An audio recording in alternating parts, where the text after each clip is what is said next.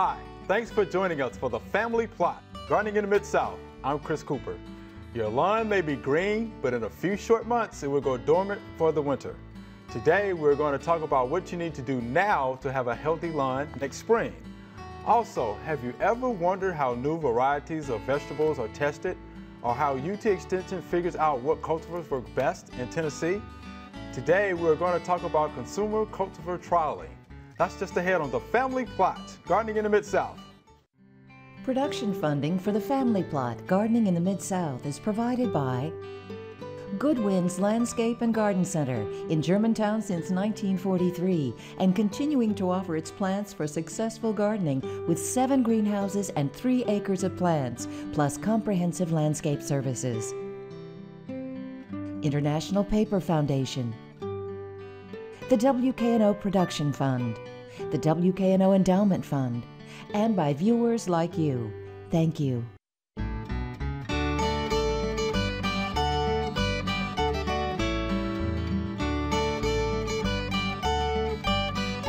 Welcome to the Family Plot. I'm Chris Cooper. Joining me today is Booker T. Lee. Glad to be here. Booker is Extension Agent right here in Shelby County, and Dr. Natalie Baumgartner is with us today. How you doing? Yeah, all the way from Knoxville. All the way from Knoxville. I think Knoxville. Assistant Professor, Residential Consumer Horticulture. All right, all the way from Knoxville. All right, Booker T. Lee. All right now. Guess what? Guess what? It's time to talk about lawn care for the fall. Oh, for the fall. That's time already, huh? Time already. That time move fast, huh? Yeah.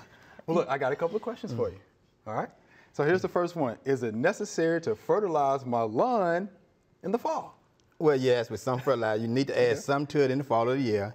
No nitrogen fertilizer. Now. Okay. Don't give it no nitrogen fertilizer because nitrogen is going to make it grow. And you don't want it to grow because when you get some cold weather coming in, and you don't want that tall growth on that and the cold weather come in and kill it. So phosphate and potassium be some good fertilizer to put down on there. You can add that to it in the fall of the year. Okay. And that's good for the root system in there. Okay. And also help fight off a lot of diseases too on your lawn. All right. So, look, everybody goes to the store and they purchase a bag of fertilizer. Right. But what do the numbers mean on the bag of the fertilizer? Okay, on the bag of fertilizer, you don't see normally 3 numbers. Okay. Nitrogen, phosphorus, and potassium. All right. All the way in that order. Nitrogen, phosphorus, potassium. And those numbers mean something on that. The first number is nitrogen. That's going to give it a pretty green color and make it grow. Your phosphorus is good for things that are going to have bloom to it, good for the root system on there. And that is good for the winter months for your grass too. So that's why I say get phosphorus there. And potassium is good for anything that got root system on there. Okay. So in the bag of fertilizer, some of those numbers might be mixed up sometimes. There might be 0, 12, 12, or 6, 12, 12. That means that bag of fertilizer has no nitrogen in it. Okay. It might be high in phosphorus, and the other number be low. So know what you're growing when you go back buy a bag of fertilizer. Just don't go out there and buy a bag of fertilizer and say and put it on anything because it's not good for anything. Right. Now you got some growing greens or something. You need a whole lot of nitrogen fertilizer, and that covers you're going for the leaf part of the vegetable. Okay. So just know you're going to the store and buy that bag of fertilizer, what you're doing it for. That's right. And you don't want to give too much nitrogen fertilizer, and especially phosphorus potassium, without a soil test. Oh, yeah. Because that can build up in the soil. It don't leach out like nitrogen. Nitrogen is kind of mobile in the soil. It'll come in for a while and just go straight out. Okay. You know, you just grow in, do his job, and go. Yeah. Nitrogen going to give you a quick burst in there. Yeah, it kind of goes away. You do have to follow you. I'm so happy that we almost in the fall. Okay. I done got tired of cutting my grass twice a week. Twice a week, yeah. So, Doc, if you haven't noticed, Booker really likes lawn grasses. Okay? And he likes to cut his twice a week. Yeah. How about that? That's good. Yeah, so it's winding down now. It's winding down now. Give you a little rest, huh? Give me a little rest. All right. Well, look, here's the next question. So last year I heard you talk a lot about winter kill. Right. So what do we need to do now to prepare our soils for that? One thing they call out winter kill in our lawn, that we have an area in our lawn where water might stand. Okay. And it don't drain well. Then it get cold weather on it for a long time, and that causes that grass maybe to die some in that area there. Then in the springtime, when the grass begin to grow, that grass is dead there, and then you'll have some kill in that area. So one of the things you might want to start doing then, not a whole lot, just put just a little sand across that sand, try to build that area up some, and notice where the water kind of standing there and try to increase that some in there where the water can drain better. Okay. If you see water standing there, try to go and get away and kind of maybe make you a little trench or something and let that water run out of there. Okay. Especially we have some ice on there too. The ice stay a long time on there. We have some cold weather and the ice and freeze. You need to try to make sure that you try to get that, do something to help that don't stay on there too long. Okay. Because that was the problem this past winter. Past year, right? Yeah. We had a lot of ice and we had a lot of snow that stayed on the ground for a significantly period of time. And that's why I had 1 kill on my lawn. Right. That's right. And I know I had to do some little sod and everything because I didn't want my grass to look. in the neighborhood, there's gonna be everybody come out and say, "What's wrong with your grass there?" You know, they doing a test. I didn't want that test on my lawn, so I had to go out there and add a little sod to it. Right. And it look real good now. Good, I'm good. well pleased with my grass now. Good. Of course, yours have to look good. You are the lawn guy, right? I'm well pleased with that, so that's great. All right. Now, somebody's probably watching now, and it's like, you know what? What's a good grass for the winter? Okay, now we're in the fall of the year now. You want to go with some kind of fescue or some kind of cool season grass. You want to grow some grass in the fescue in the area, in that area. And in the middle of September now, you might want to start getting the soil ready to plant that grass. You know, you might want to do the first thing, you already have done a soil test. You know where you need to add lime to it now, because lime is our most important thing. Those nutrients we just talked about, those nitrogen, phosphorus, potassium. If the pH is off a lot in the soil, those nutrients are going to be used up by the grass. So you need to make sure you do that. But fescue is a good grass to plant in the fall of the year, and also especially in a shady location. Okay. So you want to do that now, so you can do that. Fescue, folks want green grass year round. I don't want green grass year round. No, I want my grass to rest sometime. I want to rest too. So yeah. All right. So how tall should I leave my grass during the winter? We get that question a lot of times. People want to know, do I need to cut it real low in the winter time, or do I need to cut it real high? I like to leave mine the same height that I would cut it during the regular time. And Bermuda grass is probably about 2.5 inches tall to 3 inches tall. You don't want to cut it too low, and because then you cut it real low, we have a real cold winter, so root system can still freeze. In the winter months, your root system is very still active in the soil. They still acting. That is, the top part just killed off because of the weather. It's not growing anything. And that's why you want to keep it tall and protect our root system. And that's why I say you can give it phosphorus and potassium then, because the root system is still acting. They'll use that up. The top part is not growing. Okay. Because it's so cold, and that's what causing it not to grow in there. So the roots are still alive. Still alive. Still alive. They're still there and they're working, doing something in the soil. All right. So do I need to remove the leaves off my lawn? How about that during the fall? You need to, especially you got a lot of leaves in there. You've got a lot of magnolia tree and oak tree and a big leaf in there. If you can get those off, because they'll make a mat down there and kind of pat it down. I like to run the mow cross mine and kind of get them, cut them or something, and you can put them in your compost pile and let them rot and decay in there. And you got good compost for your vegetable garden or your flower bed. So just don't leave them on your lawn in there over for a period of time. Okay. I like to get those off there and make sure that I can put them somewhere in a compost pile. And use those good leaves in there. If you do leave them on your lawn, just run the mow cross and cut them up. Okay. Just don't let them be as a big whole leaf in there. Okay, cut them up in smaller pieces. Smaller pieces, very good, yeah. Okay. All right, so hey, here's the question I know we get a lot of time. Okay. Pre-emerge. Oh yeah. I like to put pre-emerge in my lawn too, you know, and about the last September is a good time to do that. Right. You know, you want to put some pre-emerge down on your lawn and just stuff in there. And most pre-emerge is a granule, coming on a granule time. It must be activated by water, rain, or something in that area in there. So you something like Dimension or Snapshot before, so you look for when you go to the hardware store or something, and use those to put on there. Just read the label and then how to put it down, how much to put down in there. And a lot of times it put a barrier down on your grass. And what you want to do is that you want to put it down, you want to cover all the entire lawn. Because if you miss some spot, them weeds bad, man. They're coming. They're coming in, man. Weeds just they're already there. They're already there. They're just waiting to find an opening, the sunlight, and get through. They don't come up. They coming through. So yeah, put your good pre-emerge on your lawn and see how they work on there and try to do it. And you might want to come back again and do it in last of March or something like that. Put another pre-emerge down in March or sometime. Help control some of those summer weeds coming in there. Okay. Yeah, but definitely in the fall you want to go ahead and put those pre-emerge down because you want to catch poana. Yo, yeah. So you want to catch poana on one hand, then you want to catch some of those broadleaf weeds like purple dead nettle, those kind of things that'll be out there for sure in the wintertime. Cause you can do all kind of things, man. You see them weeds, man. We out there, we don't apply it often. We trying to do something, but the weeds just come. Yeah, and just come. They there. Yeah, anytime you disturb the soil, we disturb the soil in their space. in the space, the weeds are going to make their way through. They'll make their way through there. All right, Book, we appreciate that information. Thank you for having me. All right. There are a number of gardening events going on in the next couple of weeks. Here are just a few that might interest you.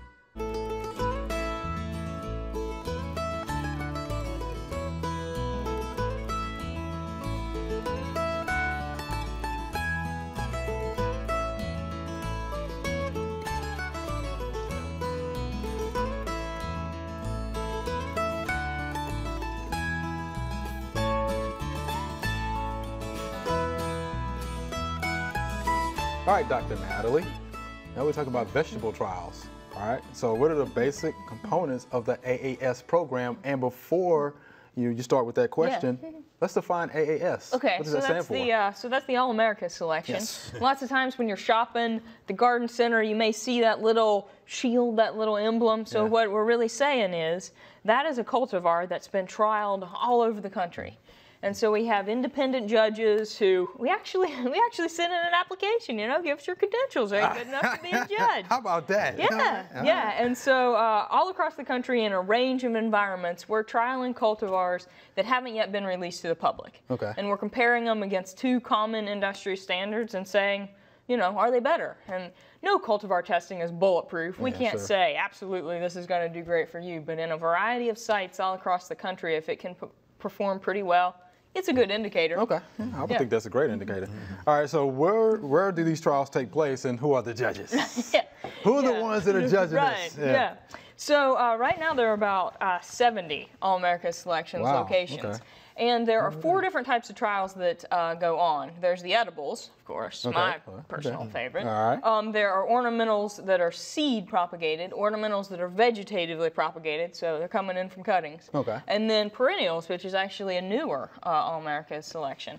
And so not all judges do all of those 4. I just have responsibilities, for edibles. But these take place, a lot of them are on university research stations or at botanical gardens. There are some who take place on industry trial areas, Ball and all those sorts of sites, and they're judged by horticulturalists, who have a background in growing and production and who are familiar with the common practices for the crops. Okay, might not be a bad thing to be a judge who gets to eat a little bit of that. The edibles. It's part of the evaluation. It's not too bad there. So what are the elements of comparison? Yeah, so you were just talking about tasting, and that is definitely one of them. So what we're really judging are a range of criteria that are important for homeowners. Okay. And when seed companies put their seeds in for the trial, they'll say, I think this is better than its competition because it's more disease resistant or it has a better taste. And so those things that they nominate that they feel are better are some of the most important things that we judge. So taste is one of them, and I can tell you that I'm better at some areas than I am with others. Right? So, tomatoes, I'm good with tomatoes. I'm loving to eat the cantaloupe. The muskmelon trials, those are my favorite. The sweet peppers, I'm all good with that. And I want you to know that I've been sacrificing for the science on these hot peppers. I take them home and I'm like tasting them, and I'm sitting on my porch, just tears running down my face. They look hot, Yeah. So we got some paprika and some Serrano peppers over here, and I taste test them. You gotta collect the data. Wow. So and in the field we're evaluating as far as uniformity of produce, how well did it stand up against insects and diseases and wind and rain, so a lot of different factors. All right, so you want to be a judge, huh? Yeah. All right. Yep. So everything but the hot peppers. Yeah, but the hot peppers. All right, so how are the winners determined? All right.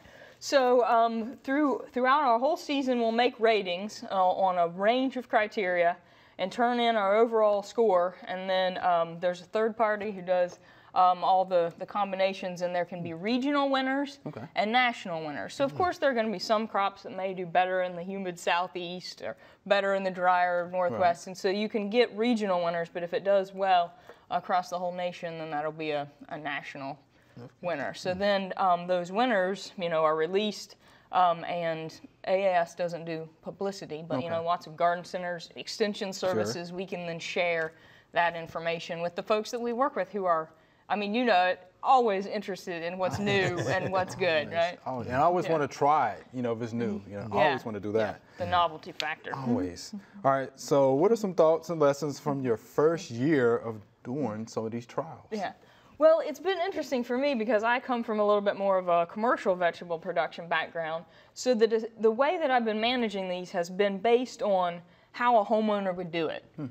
So the fungicides, if I need to spray, I only use something that they could get a hold of. And we're not growing on plastic mulch. Smart. We're using an organic mulch. So some of the management methods. The other things that have been interesting for me is that these are in the UT Gardens in Knoxville. Good. So it's in a public garden. And my most important lesson has been that things take longer when you're working in a public garden. You know this. You know this really well, right? You know that. So allow more time for picking, because that people will come up and have great conversations. I've learned all kinds of stuff working in the garden, and so yeah, allow more time for conversation. More time. Okay. Yeah. So you come from a commercial background, so tell us a little bit about the commercial trialings. Yeah.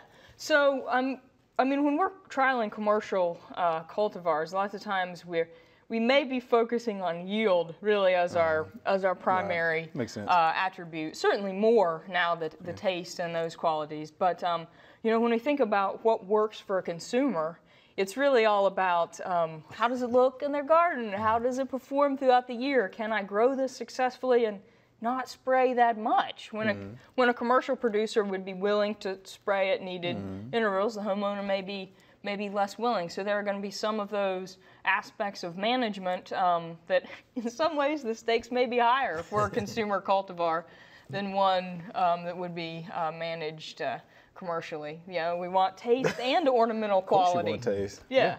Okay. Well, look, so how can this information benefit the home gardeners? Because at the end of the day, they want to know, all right, so I'm getting this, you know, vegetable. What does it mean to me? Right. So it's all about making gardeners more successful. You know, we have some experienced folks who we work with who always want to do their own trial and error, right? But a lot of the newer home growers that we work with, whether they're younger, whether they're working, whether they don't have very much time, they don't want to spend effort on 15 cultivars when 1 or 2 are really going to be their prime performers. So we just want to increase people's chance of success and keep them engaged in gardening. Because if we can help them grow great produce and have fairly disease-resistant plants, then we can keep them engaged. And that's what we want, for them to be long-term gardeners instead of trying something one year, being kind of disappointed and not doing it again the next year. Success. It's all about enhancing success. All about success. Even for our folks that don't have plants at home, right? So they can try a vegetable, right? Even for Booker's lawn. We can put a few peppers on the edges. Yeah, I do that. Yeah, we've got some ornamental cayennes we can work in there. Yeah. See, Booker, that might work for you. Or you can just take these home with you. I enjoy that, the growing vegetable like that. I do have a tomato plant. A tomato plant. A single tomato plant. In a container. Now, what are some of the trial crops that will be coming up in the 2015 vegetable trials? So in our trials right now, we have several determinate tomatoes, a couple indeterminate tomatoes. Booker mentioned his containers. We actually have a few pepper plants that are ornamental but also edible that could work well for container gardeners. So we really have a lot of smaller, more compact plants that could work in raised beds or in containers. So you know, that's another key difference between commercial and consumer. We want these plants to be, you know, available for diverse growing environments. All right, then, Natalie, we definitely appreciate that information. All right, and we might even get Booker to get a couple of tomato and pepper plants at home. Try that then. Give me a vegetable garden. Get my daughter started doing that too. She needs to know how to grow vegetables. All right, here's our Q&A session. All right. First, viewer email. What has invaded my bearded iris bed? The rhizomes are mush, but they have no odor. I have dug out the rhizomes and treated them with a 10-to-1 bleach solution. Can I replant in the same bed, or do I need to remove and replace the soil? And this is from Mr. Dunn in Atoka. All right, Boogie, you want to try that one first? It probably in the bed too long. They probably need to get in the soil and got to overcried. Do you think there could be some of the problem they have with that? Overcried in there. Rhizomes a little bit too deep. Too deep, yeah. Could be too deep. Too wet. Too wet, and so and it's coughing do that. And I wouldn't do them in the same bed. Then I'd add some to the soil, mix the soil, but take that soil and put some more in there. Whether it's bacterial, whether it's fungal, it could potentially be either one, but both of those might have a host range that could cause that. Yeah, that soil will be contaminated. I would get that soil out of there. Get the soil out of there. Put some more in it too. And I actually, have a little background with iris. Okay. And have planted some in the past, and I do know they get crown rot. Which is fungal, right? And then you get soft rot, which is bacterial. And I do know that. So you don't want to plant them too deep, the rhizomes, of course. And I do know about using the bleach solutions as well. But just don't plant them too deep. They do like the full sun. We planted them in raised beds. They did raised beds, so they can get real good drainage that way. But you do that, they pretty much take care of themselves. They're pretty easy to grow. All right, thank you for that question. Here's our next question. Do I need to treat my ornamental cherry tree at this point? The leaves have holes in them. We've gotten this question a lot this summer, Booker. You know about that. Yeah. A lot of times, They got probably leaves out the while, and I wouldn't worry about putting a whole lot of stuff in there, spraying with nothing, anything. Just get the leaves off the ground when they fall down, and that's all you probably need to do. Yeah, so I wouldn't worry about spraying for nothing down. Shot hole disease is what it is. Yes, just don't spray anything. Nah, I mean, you get that a lot in the Prunus genus, for the most part. Again, necrotic spots on the leaves, those spots, of course, will fall out, gives it that shot hole appearance. I wouldn't worry about it. No. Sanitation. One of the best things. Right. Yeah. Smoker mentioned it, get rid of those affected leaves. That's all you need to do. Yeah, and scout early next year. Yeah. And you usually see shot hole disease when you have a wet spring. And that's what we had. Wet spring. Real wet. Yeah. You see it then. But, there are some preventative sprays that you can do at that time. But now, nothing. Leaves, again, have already done their thing. Yeah. Practice good sanitation. And sanitation, you'll be just fine. Yeah. That'll be it. All right, here's the next question. When should I harvest zucchini? And Booker, guess what? We just happen to have somebody who knows a little bit about vegetables on today. Okay, very good. So what do you think about that question? Zucchini. I'd harvest them when you have a nice gloss. On that skin. When they get large, lots of times you'll see them a little bit more waxy, more dull. So we want them to be nice and bright and shiny. And really, probably the most important thing is harvest them at the size that that you want to eat. I really like to just dice them and fry them, and for me, I like a zucchini that's really only 6 or 8 inches in length. If you're a zucchini bread aficionado, maybe you can make use of those larger ones, but I like them young and tender. You want it firm. You don't want it. You don't want to get them soft. You don't want to wait till they get too soft. They grow so fast. You might have to pick them every day to get them that nice. I don't say that. We pick cucumbers every day like that. Can you tell us you like that? Yeah. Zucchini bread. But what happens if it stays on the plant too long, though? Well, I mean, the biggest detriment is you may, decrease the quality of that fruit, but it's taken so much energy away from, our younger fruit. So, half a dozen small fruit is going to be better than 2 or 3 big large ones. Okay. All right. That's really good. Came in handy. All right, here's our next question. I had a tree stump ground recently. Can I use the ground stump as mulch? And Booker, I've heard you mention that time to time. I had one in my yard, a tree ground up in there. But you don't want to put it right into your flower bed. Okay. Because what happens is it deplete the soil of nitrogen. When it begins to start break down, it'll take the nitrogen out of your soil. So you might want to put it in a compost pile and let it rot and decay for a period of time. Then put it around with your flower bed where you want it to go. If you put it right into your flower bed, you might want to add some more nitrogen fertilizer to it and just keep putting nitrogen in to help keep that nitrogen in your soil. Because as it rot and decay, don't start taking that nitrogen out of your soil. So it's good mulching and stuff. But I did mine and started in a compost pile. Then I put it around my flower bed and let it rot and decay. Okay. All right. Here's our next question. If you grow watermelon next to cantaloupes, will they cross-pollinate? She's chomping at the bit. She's chomping at the bit. Watermelons and cantaloupes are they are related. Most of the time in cucurbits. Right, they're in the same family. Yeah, right. I mean, it's uncommon for them to cross-pollinate. They tend to be a little bit picky, and watermelon and cantaloupe, they aren't the closest cousins. They're not friends. So I'm not going to say that it's not possible, but I guess probably the most important thing for a home gardener is it's not really important.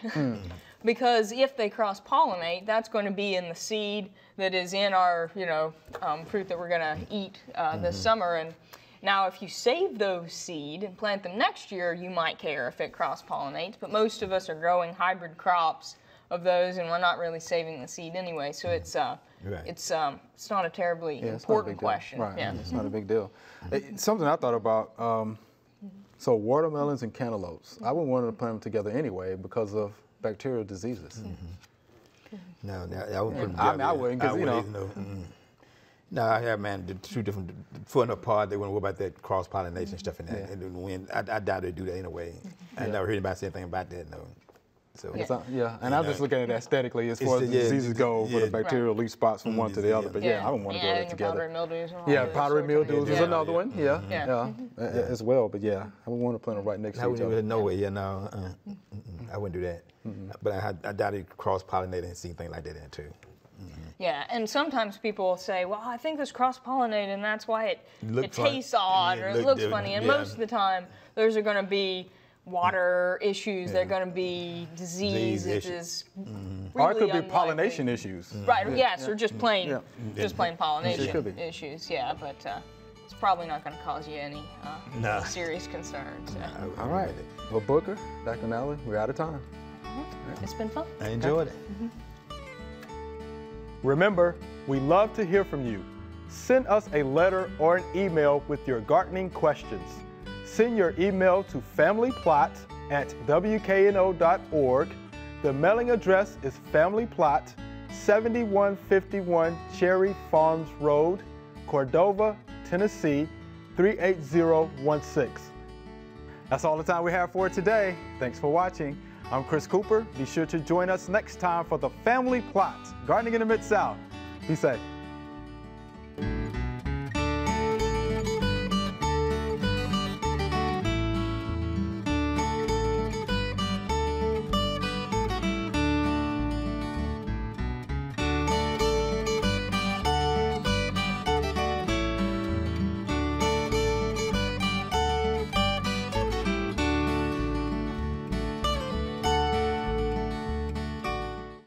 Production funding for the Family Plot, Gardening in the Mid-South is provided by Good Winds Landscape and Garden Center in Germantown since 1943 and continuing to offer its plants for successful gardening with 7 greenhouses and 3 acres of plants, plus comprehensive landscape services.